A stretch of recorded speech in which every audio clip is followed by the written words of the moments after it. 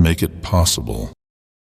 안녕하세요. 차트 원탑입니다. 영상 시작 전 구독과 좋아요 먼저 눌러주시고 정식 라이센스 증권사를 이용하시면 나스닥 한 계약 기준 $750, 한화 100만원, 최소 증거금 나스닥 0.01계약 기준 만원부터 나스닥 거래가 가능합니다. 손실은 줄이고 수익을 높이는 투자, 확률 높은 투자를 해야 합니다. 안녕하세요. 차트 원탑입니다. 오늘은 기준봉의 어떤 중요성, 기준봉 매매가 무엇인지에 대해서 자세히 한번 말씀드릴 테니까요. 끝까지 시청해 주시기 바랍니다. 문의하실 내용은 고정 댓글 봐주시고 셀프 계좌 개설은 더보기 영상을 참고하시기 바랍니다. 자, 이번 시간에는 기준봉에 대해서 한번 살펴보는 시간을 가져보겠습니다. 우리가 이전에 캔들이라든지 이동평균선 이런 기초적인 기술적인 부분에서 우리가 흔히 말해서 분석에 있어서 이 현물인 주식 같은 경우는 기본적인 분석, 기술적인 분석으로 나눌 수가 있습니다. 기본적인 분석은 뭐냐? 주식 같은 경우는 기업의 어떤 재무제표가 있겠죠. 기업의 재무제표라든지 그 업황이라든지 이러한 것들에 대한 분석이 필수적입니다. 그렇죠. 그리고 이제 기술적인 분석이라고 하면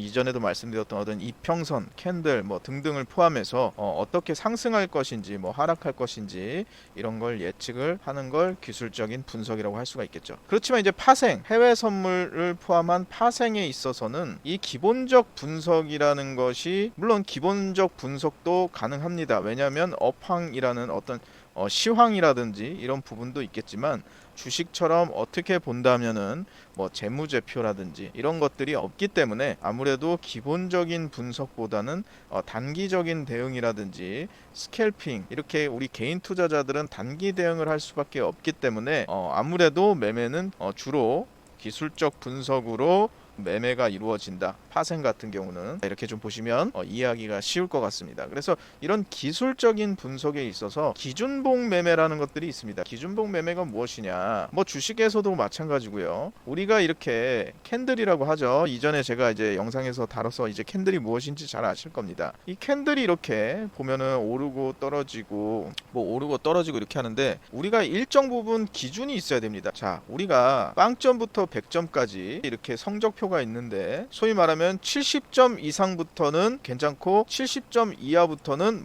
청소를 시킨다. 예를 들어 보죠. 이렇게 한다라고 하면 이 70점이라는 것이 기준이 되겠죠. 기준. 그렇죠? 절대적인 기준은 아니겠지만 나름대로 선생님의 기준이겠죠. 청소를 시키는 기준이 70점. 이와 마찬가지로 이 매매를 하는 트레이딩을 하는 데 있어서 자신만의 기준을 삼을 수가 있습니다. 그렇지만 이렇게 의미 없는 보통 이렇게 작은 봉들보다는 강한 장대 양봉이라든지 강한 장대 음봉이라든지 이러한 것들이 나왔을 때 이를 기준 삼아서 매매를 많이 하곤 합니다. 네, 그래서 이를 기준봉이다 이렇게 좀 말씀을 드릴 수가 있겠습니다. 예를 들어서 여기서 보시게 되면 여기 긴 장대 양봉이 나왔죠. 그쵸? 보통 이런 특이적으로 긴 장대 양봉이 나왔으면 이것을 기준봉, 기준으로 삼아서 매매를 하는 겁니다. 자신만의 어떤 기준을 삼는 거죠. 예를 들면 이 장대 양봉을 돌파할 경우 나는 롱 포지션을 들어간다. 이 장대 양봉을 깨고 시가를 깨고 내려갈 경우 숏 포지션을 들어간다. 라든지 이런 식의 기준을 마련하고 스탠다드를 마련하고 거기에 따라서 기계적으로 대응하는 거를 이제 기준봉 매매라고 보통 말할 수 있습니다. 이 기준봉 매매도 절대적인 공식이라든지 정해진 바는 없습니다. 이 기술적인 분석은 앞서도 제가 여러 영상에서도 말씀드렸다시피 정답이 없습니다. 이 기술적 분석에 정답을 추구를 하시는 분들이 많지만 정답은 절대 없습니다. 무엇만이 있느냐? 확률만이 있는 거죠. 자, 우리가 동전의 앞과 뒤가 있다라고 하면 이걸 던져서 앞뒤를 맞추는 게임을 한다라고 하면 이거 절대적으로 100% 다 맞출 수 있는 소위 말하면 방법이 있습니까? 없습니다. 네, 확률적으로는 할 수 있는 거죠. 그래서 매매라는 것도 결국에는 확률 게임이기 때문에 내가 10번 진입을 포지션을 해서 최소한 6번, 7번 이상 손절하지 않고 수익 청산할 수 있다라고 하면 승리하는 그런 게임이 될 수가 있겠죠. 소위 말하는 매매 트레이딩을 통해서. 그렇기 때문에 10번 들어가서 10번 다 수익을 내고 나오겠다. 이런 어떻게 보면 욕심을 부리게 되면은 그건 패착이고요. 그래서 자신만의 기준을 삼아서 매매를 하는데 우리가 기준 캔들을 놓고서 매매를 할 때 기준봉 매매다 이렇게 말씀을 드리겠습니다. 그래서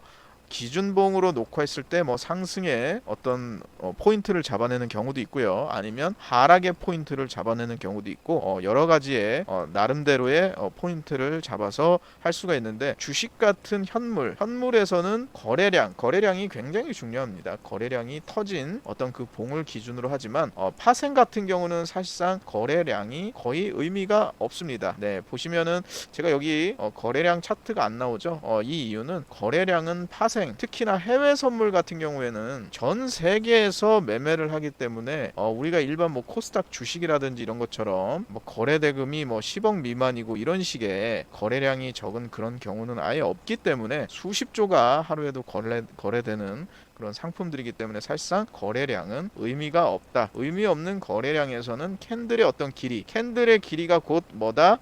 그 세력의 힘이기 때문에, 만약에 강한 장대 양봉이라고 하면 이 롱 포지션을 올리는 그런 세력의 힘이 강하다는 거고, 그 반대 장대 음봉 같은 경우는 숏 포지션이겠죠. 예, 그래서 이 숏 포지션도 기준봉으로 잡는다면 아까도 말씀드린 대로 시가를 넘어가면은 뭐 롱 포지션을 보겠다. 이 종가를 깰 경우 뭐 숏 포지션을 추가적으로 더 보겠다. 그래서 여기를 깨고 숏 포지션을 봤다라든지, 아니면 이 롱 포지션이 넘어가서 롱 포지션 진입을 했다라든지, 뭐 자기만의 어떤 기준을 세울 수가 있겠죠. 그래서 기준봉을 찾는 것이, 우리가 이전에 지지와 저항을 제가 잠시 한번 설명을 드렸었는데, 이 지지와 저항만큼이나 어떤 중요한 어떤 기술적 분석의 요소 중에 하나다, 이렇게 말씀드릴 수가 있습니다. 그리고 이런 강한 어떤 장대 양봉이나 장대 음봉, 이런 특이적으로 다른 어떤 캔들과는 다른 유별나게 특별한 그런 캔들들이 차트를 보다 보면은 많이 보이게 됩니다. 그래서 그런 캔들을 보게 되면은 아마 여러분도 확인할 수가 있는 게, 그런 캔들 이후에 어떤 흐름이나 방향이 많이 달라지는 것도 확인하실 수가 있을 겁니다. 뭐 예를 들어서 이런 캔들, 장대 음봉이 나왔다라고 하면 이 추세에서 장대 음봉이 나오고서 다시 또 올라가면서 다시 조정을 주는, 즉 다시 말해서 우상향 패턴에서 일부 조정이 계속 우하향으로 나오는 이런 모습을 이 장대 음봉 캔들을 통해서 확인할 수가 있겠죠. 그래서 이 장대 음봉이 나왔다라는 것은 어떻게 해석할 수 있느냐?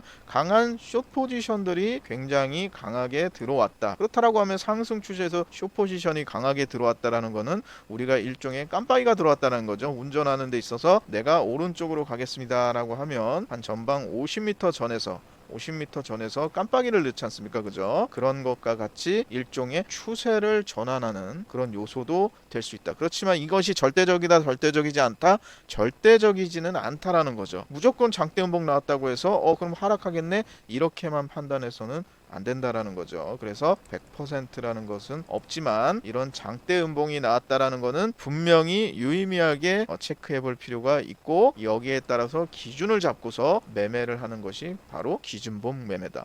뭐 예를 들면 이 장대 음봉도 기준을 잡을 수가 있겠죠. 이것을 깨고 내려갔을 때는 숏 포지션으로 본다. 그렇지만 이 장대 음봉의 중간을 돌파할 경우엔 롱 포지션으로 본다. 뭐 이런 식의 대응을 할 수가 있는데, 보시게 되면 중간 값을 넘어갔음에도 불구하고 다시 재차 하락하는 거죠. 그죠? 그러니까 이 기준을 삼았음에도 불구하고 그 기준에는 부합하지 않게 흐름이 이어졌다라는 거죠. 그래서 이렇듯이 기준봉 매매 자체도 절대적으로 100% 신뢰할 수는 없지만, 그렇지만 기준을 잡고서 손절을 하더라도 이러한 매매를 해외 선물에 있어서는 굉장히 필수적인 요소다. 왜? 손절을 하지 않으면 해외 선물은 굉장히 큰 손실을 볼 수가 있기 때문에, 이런 자기만의 어떤 기준을 잡고, 특히 캔들을 기준으로 기준봉 매매를 할 때는 그 필수적으로 손절이 동반한 기준이 필요하다, 이렇게 말씀드릴 수가 있겠습니다. 너무 이제 깊게 뭐 여러 가지의 기준을 삼는 방법이 있겠죠. 지금 말씀드린 대로 어떤 캔들의 돌파와 어떤 중간 값의 돌파라든지, 이걸 여러 등분으로 나눠서 거기에 따른 어떤 매매, 피보나치라고 하는데 뭐 그런 식의 매매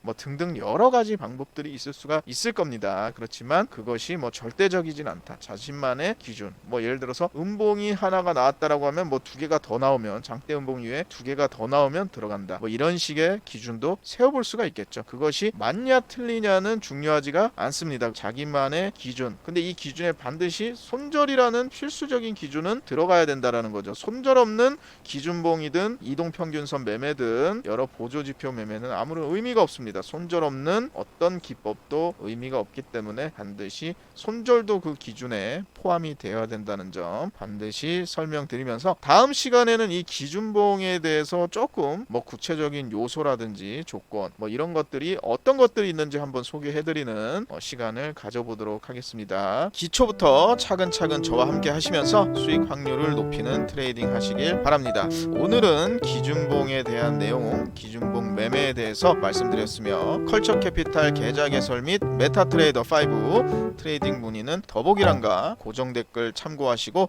상세 안내는 고객센터로 연락 주시길 바랍니다. 지금까지 차트원탑이었습니다. 감사합니다. Make it possible. Culture Capital.